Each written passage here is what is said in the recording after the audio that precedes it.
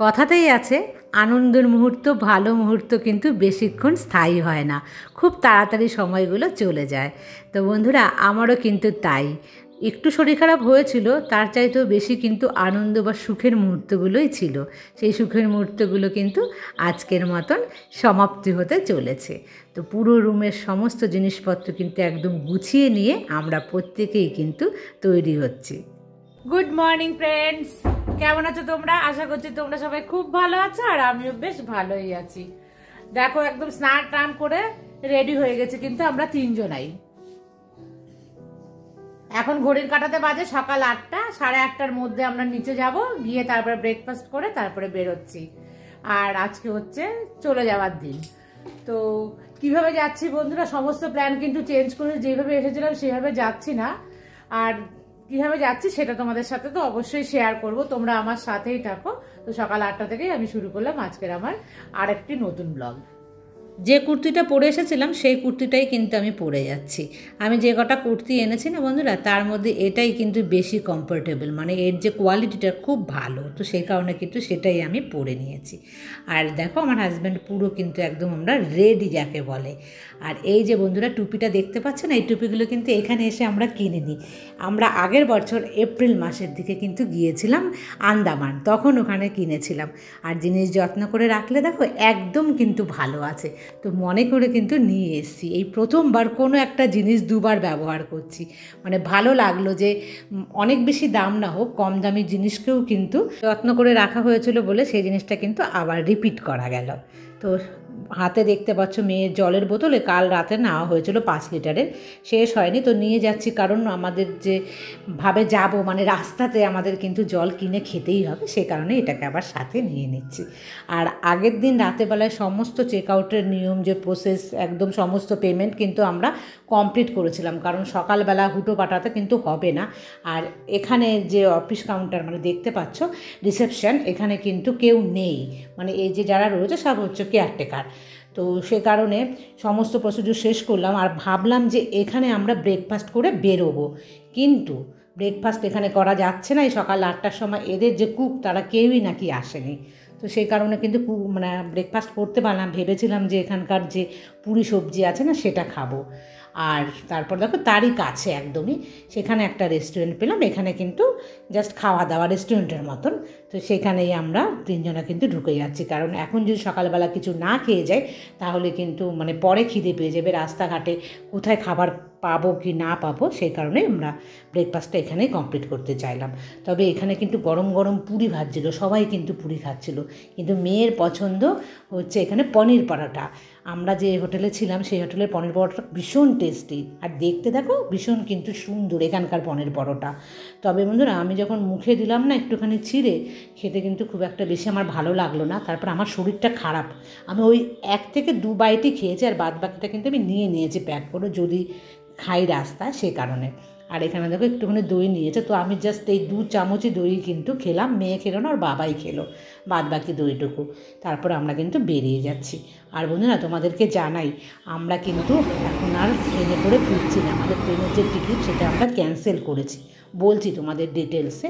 আর এই বাসে কিন্তু আগের দিন মানে কাল বিকেলে এসে ওর বাবা সিট বুক করে গেছে, বাস সকালবেলা যাবে। আর আমাদের ট্রেন কিন্তু আছে আজকে রাত 7টার পরে, মানে এই দীঘা থেকে। তো আমরা বাসে করে চলে যাচ্ছি, তার কারণ হচ্ছে যে রাতের এখানকার যে ট্রেনের ব্যবস্থা, সেই ট্রেন ব্যবস্থা কিন্তু একদমই ভালো নয়। আমরা এখানে কিন্তু স্লিপার সিট নিয়েছি, এটা এসি বাস, তো ওপরের সিটে 2 জন করে, তো আমরা মা মেয়ে নিয়েছি, আর ওর বাবার কিন্তু স্লিপার নেয়নি, একটাই নিয়েছে নিচে সিট। তো এইভাবে করে দেখো আমরা দুজনে কিন্তু চলে গেছি স্লিপারে। আর বন্ধুরা, তোমাদের সাথে বলছি যে রাতের ট্রেনটাতে কেন গেলাম না, রাতের ট্রেনটা মানে এখানকার ট্রেনগুলো এত বেটাইমে আসে। হাওড়া থেকে আগের দিনকে, মানে আমরা তো আজকে যাচ্ছি, আগের দিন রাত 2টোর সময় যে ট্রেনটা ফেরার কথা ছিল 6:30 সন্ধ্যে, সেই ট্রেন কিন্তু ঢুকেছে দীঘাতে রাত 2টো। তাহলে বুঝতে পেরেছো, যদি আজকেও ট্রেন লেট করে তাহলে ওই 7টার যে ছাড়ার ট্রেন সে কিন্তু রাত 2টোর পরে ছাড়বে। তো অতক্ষণ আমরা স্টেশনে বসে থেকে কিন্তু আরও অসুস্থ হয়ে পড়ি। করব, সেই কারণে কিন্তু আমরা কি করেছি, ট্রেনের টিকিট ক্যান্সেল করেছি। আর আমাদের হোটেলের যে লোকরা তারাও বলছিল কখনও ট্রেনে দীঘা আসবেন না, দীঘার ট্রেন কখনও টাইমে আসে না, এরকম প্রচুর দেরি করে, মানে একদম ভীষণ বাজে অবস্থা কিন্তু ট্রেনে যারা যাতায়াত করো। তা তোমাদেরকে আমি বলে দিচ্ছি বন্ধুরা, তোমরা কিন্তু কেউ ট্রেনে যেও না, পারলে বাসে, প্রাইভেট কার এইভাবে যেও, নাহলে কিন্তু আমাদের মতন হ্যারেস হবে। আমরা আগের দিন যে যখন এসছি আমরা ফেরত, মানে হোটেলে ঢুকেছিলাম, তখন কিন্তু বলেছে আমাদের ট্রেনটা 1.5 ঘন্টা মতো লেট ছিল, বলে এটা হচ্ছে সবচাইতে কম লেট, এমনও লেট হয় যে রাত 2টোতে ঢোকে, তো সেই কারণে। আর এটা কোলাঘাটে একটা হোটেলে দেখো আমাদের লাঞ্চ করার জন্য কিন্তু বাসটা দাঁড়িয়েছে। এত জঘন্য খাবার বন্ধুরা, আমি তো না খেয়ে রয়েছি, সেই 2টো বাইট মানে আমি খেয়েছিলাম পনির পরোটা, আগের দিন ওরকম খাওয়া, তো আমার এত খিদে পেয়ে গেছে, তো নিয়েছি আমি ভোলা মাছ, কিন্তু খেতে পারিনি বন্ধুরা, এগুলো সমস্তই কিন্তু ফেলা গেছে, একটা সবজিও ভালো না খেতে। তো একটু মিষ্টি দই নিয়েছি মেট্রো ডেয়ারির, আর মেয়ে দেখো ওখানে হাতে নিয়েছে ওর একটা হচ্ছে কোন, মানে আইসক্রিমের। তো এটা নিয়ে দেখো এখন আমরা প্রত্যেকেই কিন্তু লাঞ্চ করে নিয়েছি, তবে ওর বাবা লাঞ্চ করেনি এই হোটেলের যে অবস্থা দেখে। কিন্তু আমার এত খিদে পেয়ে গেছিলো, মনে হচ্ছিলো একটু পেটে ভাত না দিলে আমি মনে হয় চলতে পারবো না, কিন্তু ফালতু ফালতু জানো তো বসলাম ওখানে, আমি মেয়ে কেউই কিন্তু খেতে পারিনি। আর এই বাসটা না বেশ কিন্তু ফাঁকা আছে, তো আমরা নিচে যে যার মতন করে কিন্তু আবার বসেও গেছি। তো যাই হোক বন্ধুরা, খাওয়া দাওয়া তো হলো না, একটুখানি এই দইটা কিন্তু আমি পুরোটাই খেয়েছি। তারপর দেখো কলকাতায় বাস আসছে, মানে ঢুকেছে কলকাতাতে, মানে আমাদের প্রাণের শহর, প্রত্যেকেরই কিন্তু প্রিয় শহর এই কলকাতা। কলকাতাতে যখনই আমরা ঢুকলাম তারপর থেকে শুরু হলো বন্ধুরা এই বাসের জার্নি, যে কি বাজে। এই যে আমি বাসে আরাধনা বলে উঠেছি, তোমরা পারলে কেউ কিন্তু উঠো না, অভিজ্ঞতা নেই, প্রথমবার, সে খুবই বাজে কিন্তু অভিজ্ঞতার মধ্যে দিয়ে আমি আসলাম। যত পেরেছে লোকাল বাসের মতন কিন্তু গ্যাদারিং করে সমস্ত কলকাতা থেকে উঠেছে, মানে সবাই ঘাড়ের ওপরে দাঁড়িয়ে আছে, যতই এসি বাস হোক না কেন। এত বিচ্ছিরি একটা পরিবেশের মধ্যে এত কষ্ট করে আমরা বাড়ি ফিরছি বন্ধুরা। আর এই কৃষ্ণনগর স্টপেজ যেখানে আমাদের বাস এসে দাঁড়ায়, পান্থতীর্থ বলে, সেখানে আমরা নেমেছি। তো সেখান থেকে কিন্তু একটা টোটো রিজার্ভ করে আমরা কিন্তু এখন বাড়ির দিকে রওনা দিলাম। খুব বাজে জার্নি বন্ধুরা, এই বাসে আসার জার্নিটা। এখন প্রায় কিন্তু বেজে গেছে রাত 8:30 মতন।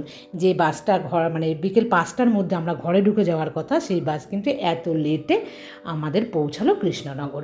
তো সেই কারণে অভিজ্ঞতা প্রচুর বাজে হয়েছে, আর পরের ডিটেলসে আরও তোমাদের সাথে শেয়ার করব আমি নেক্সট ব্লগে। বাড়িতে গিয়ে যে ব্লগ তোমাদেরকে আমি দেবো সেখানে অল্প অল্প করে কিন্তু সমস্ত তোমাদের সাথে শেয়ার করব। আর আমরা এখন বাড়ির রাস্তায়, মানে আমি যেন প্রাণটা ফিরে পেলাম বাড়িতে এসে। যাই হোক, ওখানে ভালো মুহূর্ত ছিল, কিন্তু জার্নি খুবই খারাপ ছিল। তো কী আর করা যাবে, সব কিছুর অভিজ্ঞতায় কিন্তু আস্তে আস্তে সঞ্চয় করছি বন্ধুরা। আর বাড়িতে কিন্তু মাকে রেখে গেছিলাম, মা সমস্ত রান্নাবান্না করে রেখে দিয়েছে যে আমরা আসলে কি খাবো, তাই খুব একটা কিন্তু দেরি না করে একদম চটপট বসে পড়ছি খাবার খেতে। এখানে আছে এটা ডালটা না জমে গেছে, ফ্রিজ থেকে বার করেছে। তো যাই হোক বন্ধুরা, আজকের মতন এই পর্যন্তই রাখছি, আবার দেখা হবে তোমাদের সাথে নেক্সট ব্লগে। ততক্ষণ তোমরা সবাই ভালো থেকো, সুস্থ থেকো আর সাবধানে থেকো। Good night.